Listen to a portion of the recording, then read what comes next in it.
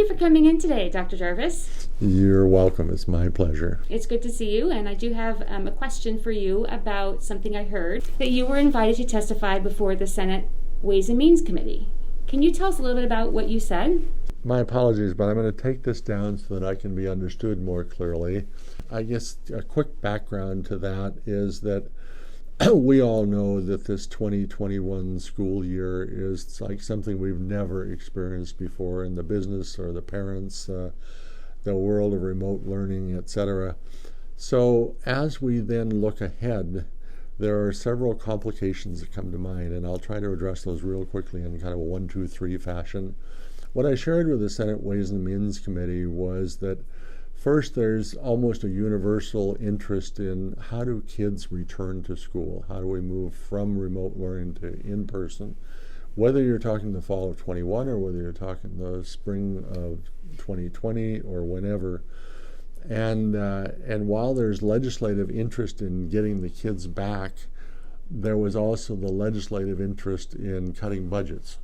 And one of the things I said to them very clearly is, we've never experienced this before. It is complex and it is expensive. So as we've reopened our K-1 and brought children back, we had to add teachers. We had to add 11 teaching positions to make that work. Social distancing, small classes. I was going to ask you, why is that the case? The good news is teachers are telling us they're seeing success like they've never had before, maybe due to just the fact that families and kids want to be there. But it's also due to really the consequences. So the point being that we want to bring kids back, but this is not the time to say enrollment's down, let's save a bunch of money and spend it somewhere else. So they need to commit that money to the schools because it's going to be very difficult to return to normal. Second piece is we also have students that are not flourishing remotely, whether that's the social emotional side or the academic side. They've fallen away or just found that it didn't work for them.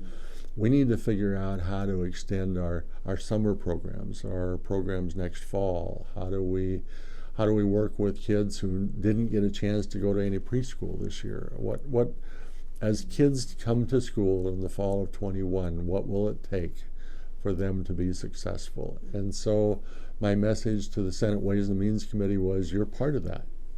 I can't create a summer program with no funding. We simply have a very limited ability, and we need the state to be aware of what we're trying to do. The third piece really is kind of technical, but it's the start with transportation. We haven't been running buses the same way. The funding system is built around things being normal. And when they're not normal, the funding will go down for schools. And that's going to run counter to everything we want to do to work with kids in the social emotional world, to get schools reopened, to keep, I think we're going to still be working with masks and social distancing in the fall.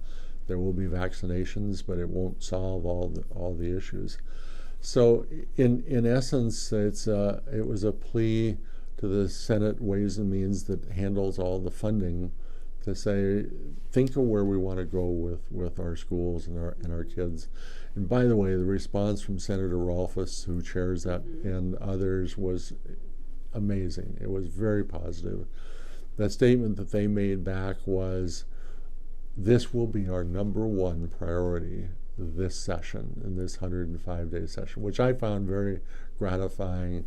And then they added to that, they asked us for advice on how to do it so that they could do it well. So that was the essence of my testimony and my belief that as we plan for the future, we're going to have to deal with the repercussions of what took place this year. And it's just as immense because the entire system is not operating normally. It's operating abnormally.